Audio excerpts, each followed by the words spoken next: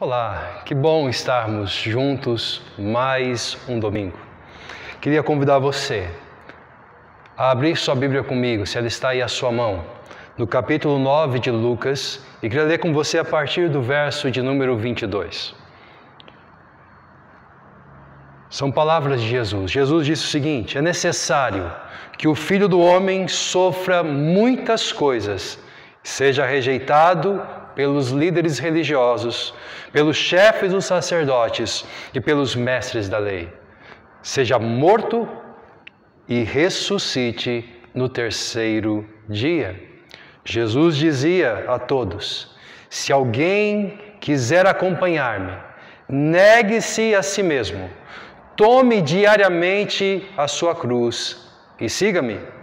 Pois quem quiser salvar a sua vida, a perderá. Mas quem perder a vida por minha causa, este a salvará. Pois que adianta o homem ganhar o mundo inteiro e perder-se ou destruir a si mesmo? Se alguém se envergonhar de mim e das minhas palavras, o Filho do Homem se envergonhará dele quando vier em sua glória e na glória do Pai e dos seus santos anjos. Quem quiser salvar a sua vida, verso 24, a perderá, mas quem perder a vida por minha causa, este a salvará. São palavras de Jesus. Se nós perdermos a nossa vida por causa dele, isto é, se nós vivermos para ele e fazermos dele o centro da nossa vida, ainda que tenhamos que abrir mão de afeições do nosso coração, nós então estaremos ganhando a vida e não a morte, porque a vida está em Cristo Jesus, o nosso Senhor. E é a Ele que nós queremos adorar, é a Ele que queremos bendizer, é nele que nós cremos e colocamos toda a nossa esperança, inclusive em dias difíceis como estes que temos enfrentado. Eu queria orar com você, queria convidar você a termos um tempo de oração, um tempo de nos colocar diante do nosso Deus, no nome do seu Filho Jesus Cristo, para recebermos dele graça, para recebermos dele socorro em meio às nossas necessidades. Vamos orar. Bondoso Deus, te agradecemos, Pai, porque mais uma vez podemos nos reunir virtualmente, cada um de nós em nossos lares, para te adorar, ó Deus, para bendizer o teu nome, para buscar a tua presença e a tua sabedoria, para buscarmos tuas palavras de vida, Senhor. Bondoso Deus, fala conosco neste encontro, Senhor. Toca o nosso coração, ó Pai. Atrai-nos, ó Deus, a tua presença de amor. E ali, ó Deus, corrige a nossa vida, Senhor. Ali, ó Deus, abraça aqueles que precisam de consolo, Senhor. Ali, ó Deus, exorta quem precisa de exortação, ó Pai. E conduz-nos, ó Deus, os teus caminhos, para que possamos viver para a tua glória e para o teu louvor, porque nisto está a nossa satisfação, Senhor. Abençoa, que o teu nome seja, ó Deus, honrado, glorificado e adorado, e que a nossa vida, Deus, seja edificada, construída sobre a rocha que é Cristo, a cada dia, em especial neste tempo que aqui estamos, para te servir e prestar-te culto. Em nome de Jesus oramos. Amém e amém. Que Deus possa nos abençoar neste encontro, que enquanto nós cantamos as músicas, que Deus possa estar preparando os nossos corações para que possamos acolher e responder a sua palavra de acordo com a vontade dEle.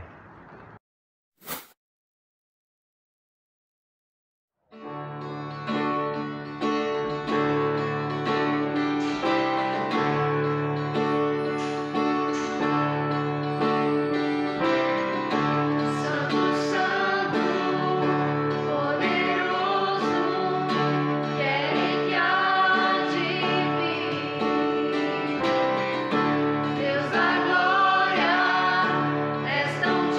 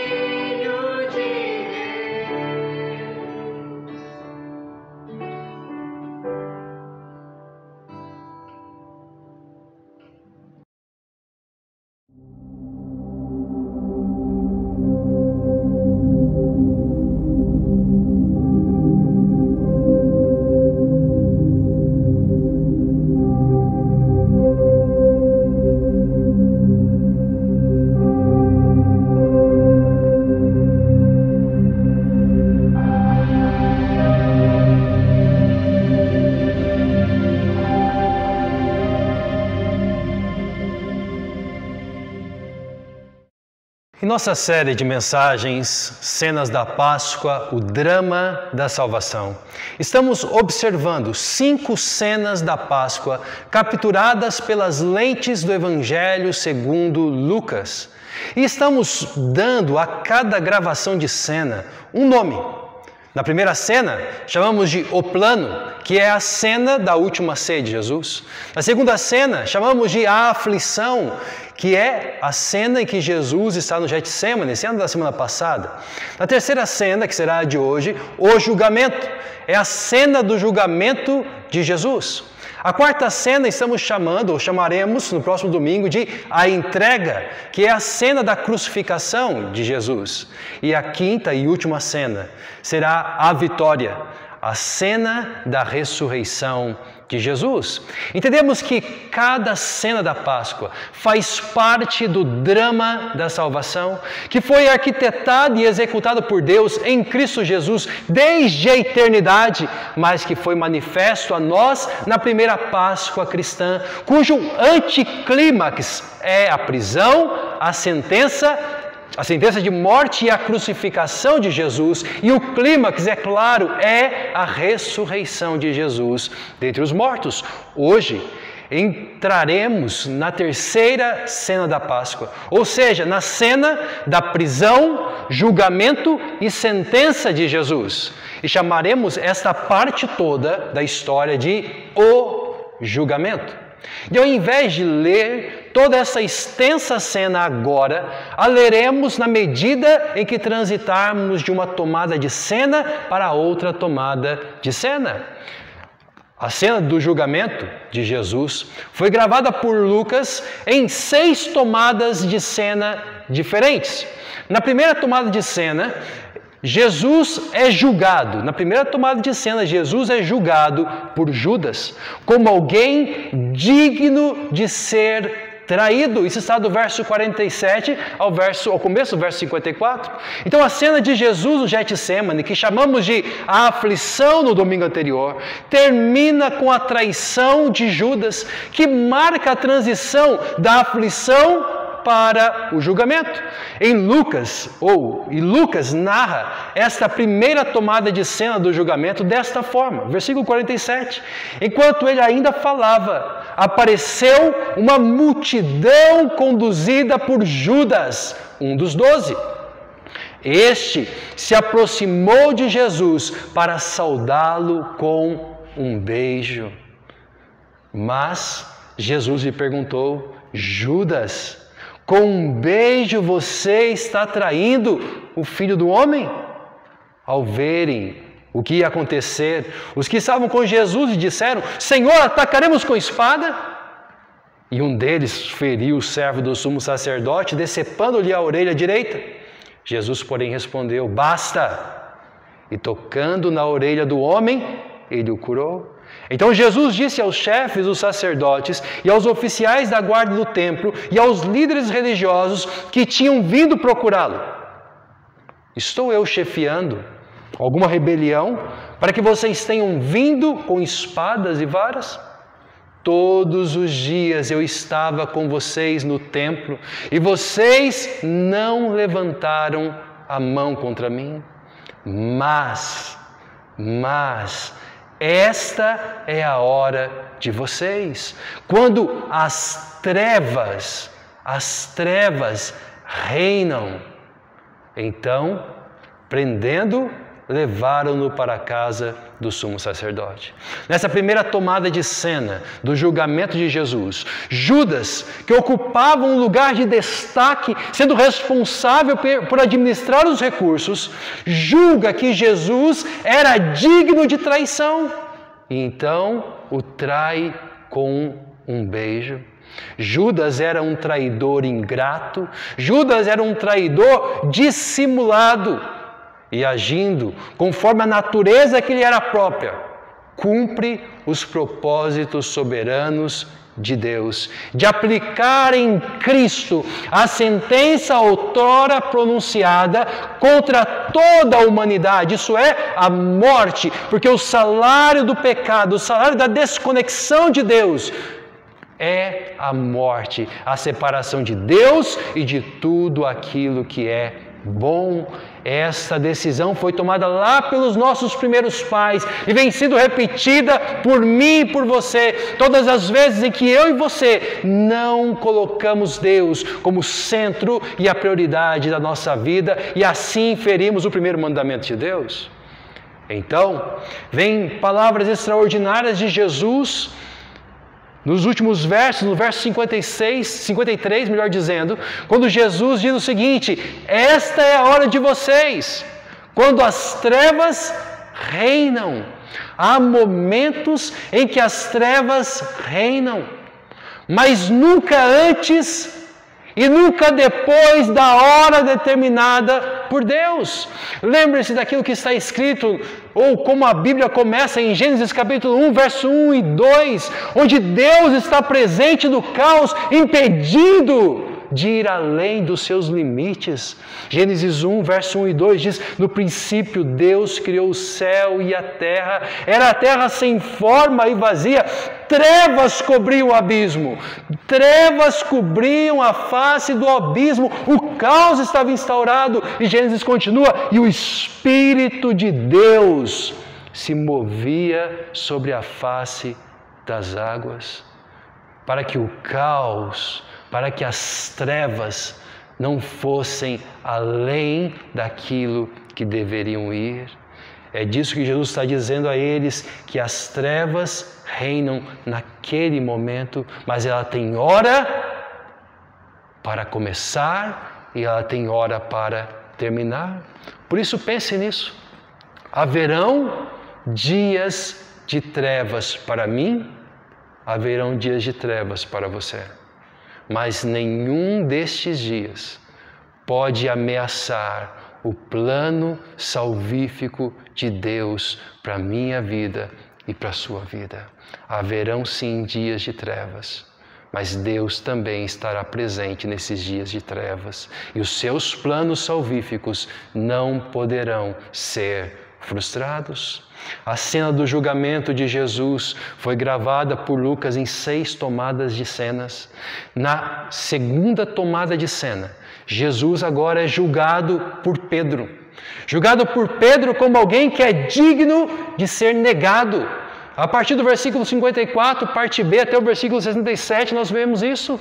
Pedro, que juntamente com Tiago e João formavam o círculo de discípulos mais próximos de Jesus, tendo visto em primeira mão e com exclusividade a ressurreição da filha de Jairo, a transfiguração de Jesus no Monte da Transfiguração, o triunfo, ou melhor dizendo, a profunda aflição de Jesus no Getsêmani, ele julgou, tendo visto tudo isso, ele julgou que Jesus era alguém digno de ser negado, pois como narra Lucas, Pedro o seguia à distância. Mas, quando acenderam um fogo no meio do pátio e se sentaram ao redor dele, Pedro sentou-se com eles. Uma criada o viu sentado ali à luz do fogo, olhou fixamente para ele e disse: este homem estava com ele, isso é, estava com Jesus. Mas ele negou: mulher, não o conheço. Pouco depois, um homem o viu e disse: você também é um deles. Homem, não sou, respondeu Pedro. Cerca de 1 hora mais tarde, outro afirmou: certamente esse homem estava com ele, pois é galileu. Pedro respondeu: homem, não sei o que você está falando. Falava ele ainda, quando o galo cantou. O Senhor voltou-se e olhou diretamente para Pedro. Então Pedro se lembrou das palavras que o Senhor lhe tinha dito: antes que o galo cante hoje, você me negará 3 vezes. Saindo dali, chorou amargamente. Os homens que estavam detendo Jesus começaram a zombar dele e a bater nele. Cobriam seus olhos e perguntavam: profetize, quem foi que lhe bateu? Quem foi que lhe bateu? E lhe dirigiam muitas outras palavras de insulto. Pedro, o apóstolo Pedro, que não titubeou ao declarar: Tu és o Cristo, o Filho do Deus vivo. Lá em Mateus capítulo 16, versículo 16. Agora, diz o texto, seguia Jesus à distância. Verso 54, a segunda parte. Seguia Jesus à distância. E este distanciamento começou com a autoconfiança, ainda lá na mesa da última ceia, quando ele disse: ainda que todos te abandonem, eu nunca te abandonarei. Prosseguiu com a fuga no jardim de Getsêmani, após cometer o erro de decepar a orelha do servo do sumo sacerdote.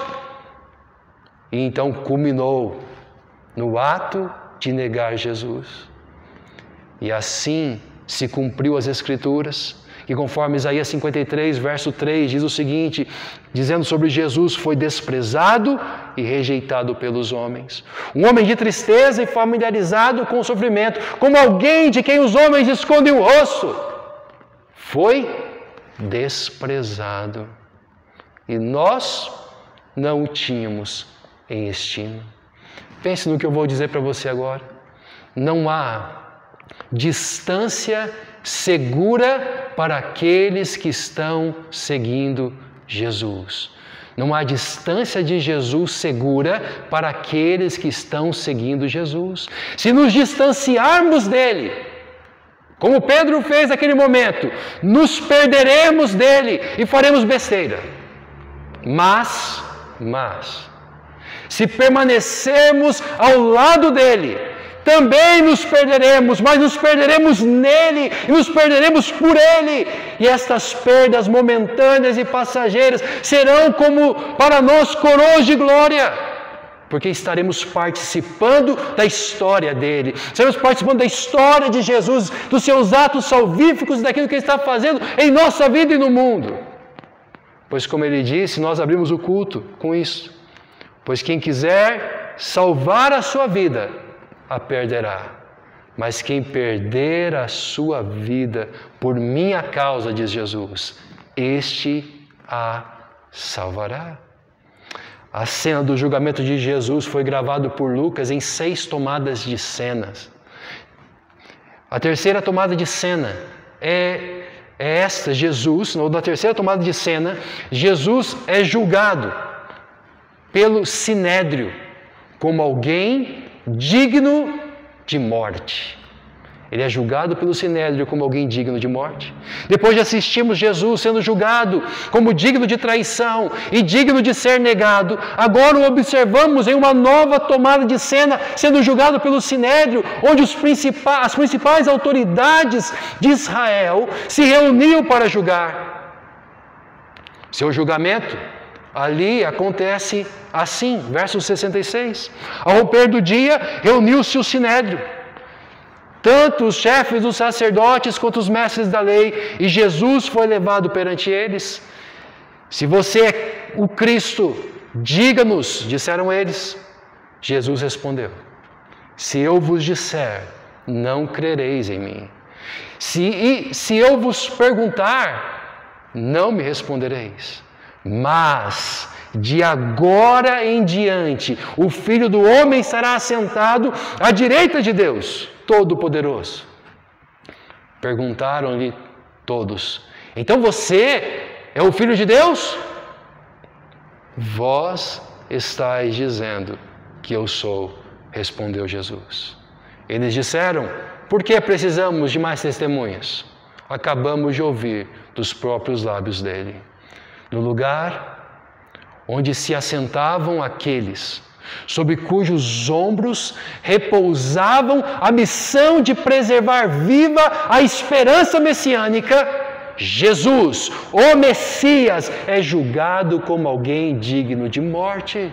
Jesus é condenado assim, porque a liderança de Israel já o havia julgado previamente em sua ausência, em seus corações e em sua mente, sendo aquele pseudo-julgamento, apenas um ato protocolar. Afinal, Jesus já foi levado até lá como um condenado, que já estava julgado e sentenciado antecipadamente na mente e no coração deles. Então Deus realiza a sua soberana vontade mais uma vez, por meio de homens cujo coração está longe de Deus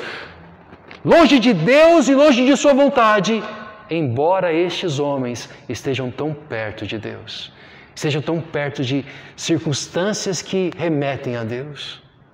Pense no que eu vou dizer a você. O julgamento prévio ou antecipado rouba de qualquer ser humano a capacidade de enxergar, mas isto não o torna menos culpado ou responsável por seus atos e por suas escolhas. Sim, quando julgamos antecipadamente, nós passamos a ter dificuldade de enxergar. Mas isso não nos torna menos culpados. Somos sim responsáveis por nossas decisões. E Deus soberanamente sempre estará agindo para que a sua vontade seja realizada. Então a cena do julgamento de Jesus foi gravada por Lucas em 6 tomadas de cenas diferentes. Na 4ª tomada de cena, nós encontramos então o seguinte: Jesus então agora é julgado agora por Pilatos, como alguém inocente, mas pelo qual não vale a pena ter qualquer indisposição. Isso está no capítulo 23, do verso 1 ao verso 7. Apesar de terem julgado Jesus como alguém digno de morte, os líderes religiosos não podiam executá-lo, por estarem sob o domínio romano. Por isso o levaram a Pilatos, conforme Lucas nos apresenta, na 4ª tomada de cena do julgamento, nesses termos: então toda a assembleia levantou-se e o levou a Pilatos. E começaram a acusá-lo, dizendo: encontramos este homem subvertendo a nossa nação. Ele proíbe o pagamento de impostos, melhor dizendo, a César, e se declara ele o próprio Cristo, um rei. Pilatos perguntou a Jesus: você é rei dos judeus?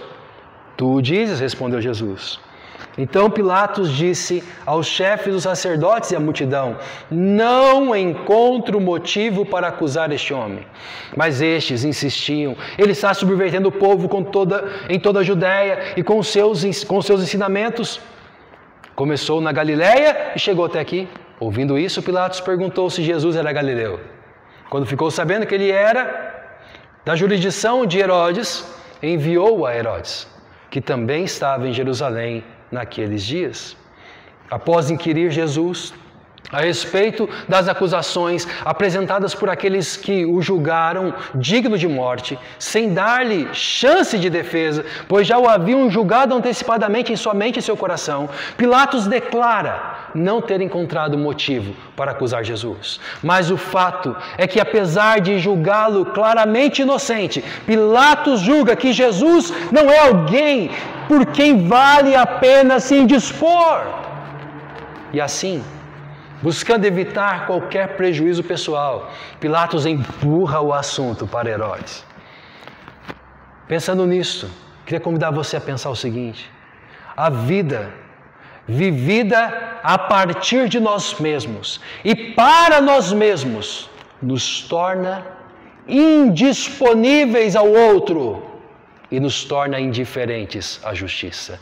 Indisponíveis ao outro, indiferentes à justiça. Era assim que Pilatos se encontrava, indisposto ao outro e indiferente à justiça.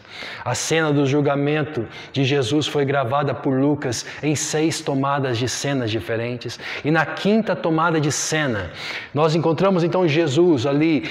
Jesus é julgado por Herodes como alguém digno de não ser levado a sério.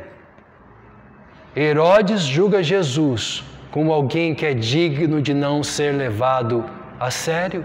De todos os julgamentos que Jesus recebeu até aqui, este é o que mais parece um circo de horrores. Diz assim o texto, versículo 8: quando Herodes viu Jesus, ficou muito alegre, porque havia muito tempo que queria vê-lo, pelo que ouvia falar dele, esperava vê-lo realizar algum milagre. interrogou-o com muitas perguntas, mas Jesus não lhe deu resposta. Os chefes dos sacerdotes e os mestres da lei esperavam ali, acusando-o com veemência. Então, Herodes e os seus soldados ridicularizaram-no e zombaram dele, vestindo-o com um manto esplêndido. Mandaram-no de volta a Pilatos. Herodes julga que Jesus não é alguém digno de se levar a sério. Jesus não é, aos olhos de Herodes, mais do que uma nova atração de um circo ou de um parque temático. Herodes quer ver espetáculo, Herodes quer ver milagre. Mas Jesus lhe oferece silêncio. Então, como alguém insatisfeito com a nova atração recém-inaugurada no parque temático ou no circo, Herodes é cruel. Ele age com crueldade, ridicularizando então Jesus e zombando dele. Pense no que eu vou te dizer. A crueldade, a ridicularização e a zombaria são comuns quando nos relacionamos com Jesus como consumidores, que toda vez que não são atendidos a contento, então agem com traços de crueldade, de ridicularização e de zombaria. A cena do julgamento de Jesus foi gravada por Lucas em 6 tomadas de cenas diferentes.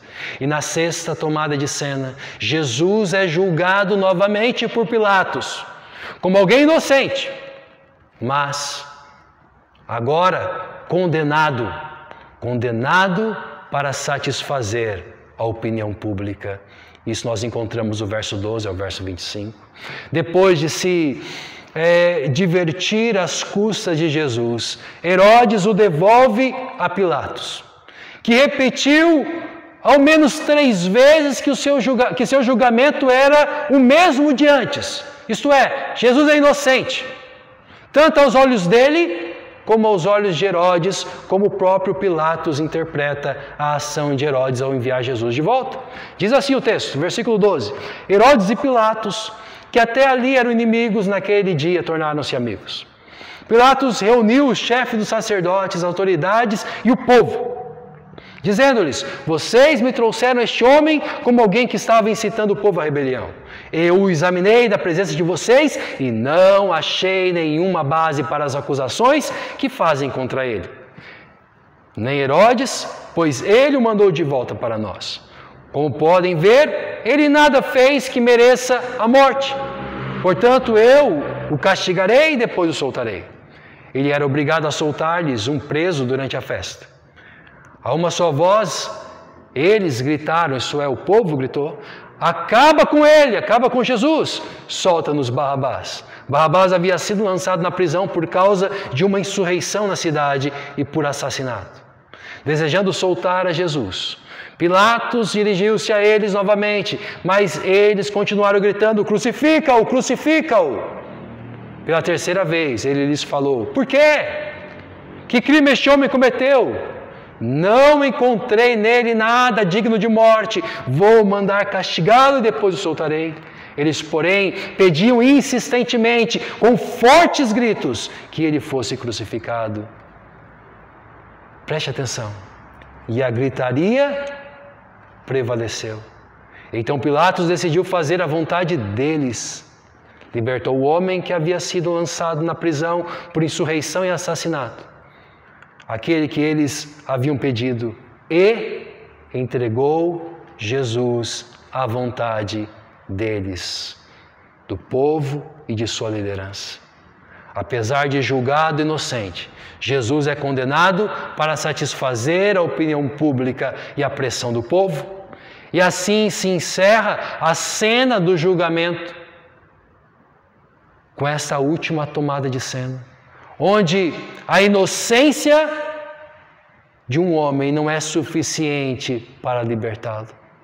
E assim, mais uma vez, entenda isso, mais uma vez, Deus soberanamente conduz a história da salvação, sem isentar o ser humano por suas escolhas e sem fazer dele marionete em suas mãos. Pelo contrário, pelo testemunho de Pilatos, vem a confissão que o Cordeiro de Deus, que tira o pecado do mundo, era mesmo, aos olhos até mesmo do imoral, um Cordeiro sem mácula, sem mancha, sem defeito, um Cordeiro perfeito.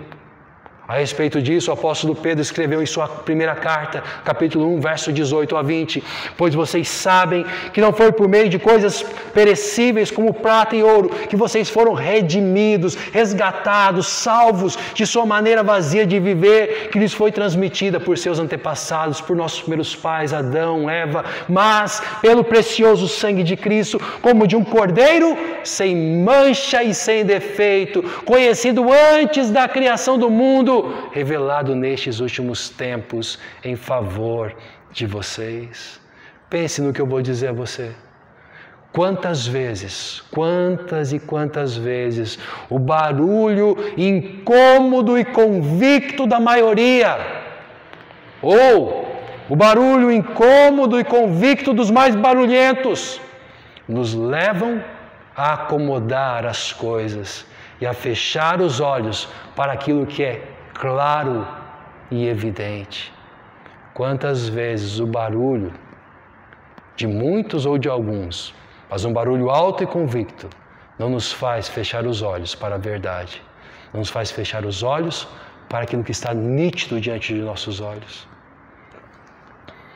Eu queria concluir com você, pensando que todas as tomadas de cenas poderiam ser organizadas em apenas 3 tomadas de cenas. Se nós olhássemos para tudo isso, para o julgamento, para essa cena do julgamento, a partir única e exclusivamente dos movimentos de Jesus. Se nós olhássemos para esse mesmo quadro, para essa mesma cena chamada julgamento, a partir apenas dos movimentos de Jesus, nós teríamos 3 movimentos. No primeiro movimento, teríamos o lamento de Jesus, por quem esteve tão próximo, mas que não o acolheu e não se rendeu a ele. Sim, estou falando de Judas Iscariotes, a quem Jesus disse lá no versículo 48, Judas, com um beijo, você está traindo o Filho do Homem? Com um beijo, você está traindo o Filho do Homem? Quando eu leio essas palavras de Jesus, eu imagino essas palavras como um lamento de alguém tão próximo, mas que não se rendeu. O segundo movimento de Jesus, nós podemos chamar de o olhar que denuncia o erro, mas que convida à restauração. Sim, estou falando do apóstolo Pedro. E diz lá no verso 61, que depois de negar Jesus 3 vezes, diz o seguinte, o Senhor voltou-se e olhou diretamente para Pedro. Então Pedro se lembrou da palavra que o Senhor lhe tinha dito, antes que o galo cante, hoje você me negará 3 vezes. O olhar que revela o erro, que leva Pedro ao choro, ao arrependimento e que futuramente, então, no final do Evangelho, o leva ao encontro e à restauração com Cristo Jesus já ressurreto. Por fim, diria que teria um terceiro movimento e assim resumiríamos todas as cenas em 3 tomadas, que seria, eu chamaria de o silêncio. O silêncio que fala apenas o necessário. O silêncio que fala apenas o necessário e não retribui a ofensa recebida. Estou falando do Sinédrio. Sim, dos representantes da nação de Israel. Eles ofendem Jesus, mas Jesus retribui a ofensa, oferecendo a eles o Evangelho. Ele diz então o seguinte, se eu vos disser, não crereis em mim. E se eu vos perguntar, não me respondereis. Mas, olha o Evangelho, mas, de agora em diante, o Filho do Homem estará assentado à direita de Deus Todo-Poderoso. E se eles perguntassem por que a partir de agora, ele diria, porque agora a vontade do Pai está feita. A dívida que vocês tinham foi cancelada, porque na cruz do Calvário levarei sobre mim todos os vossos pecados. E vocês terão vida e vida eterna em meu nome, porque eu farei por vocês o que vocês são incapazes de fazer. E agora vocês terão paz com Deus, em mim, em Cristo Jesus. Jesus devolve a ofensa com o Evangelho. E assim nós poderíamos olhar para a cena do julgamento a partir desses 3 movimentos: o lamento de quem esteve tão perto e o abandonou, o olhar que denuncia o erro, mas convida à restauração, e o silêncio, que fala o necessário e que não retribui ofensa com ofensa, mas retribui ofensa com o Evangelho. Quantos de nós já não experimentamos o peso do julgamento antecipado, contra o qual nunca existem explicações ou palavras ou evidências suficientes para reverter? Jesus enfrentou o julgamento injusto e antecipado daqueles que deveriam recebê-lo como Salvador, e sem fazer destes homens meras marionetes, isentando-os assim de qualquer responsabilidade, Deus usou estes homens maus, que fizeram apenas aquilo que lhe era natural, a maldade, a crueldade para com Jesus, o julgamento antecipado, para que então o drama da salvação fosse concluído, sendo eles então exclusivamente os responsáveis por seus próprios atos, e Deus soberanamente o Senhor e o autor da salvação em Cristo Jesus. É por causa do drama da salvação realizado em Cristo que todos os que ouvem, acolhem e se rendem ao Evangelho de Cristo Jesus recebem conforto e ânimo para a jornada.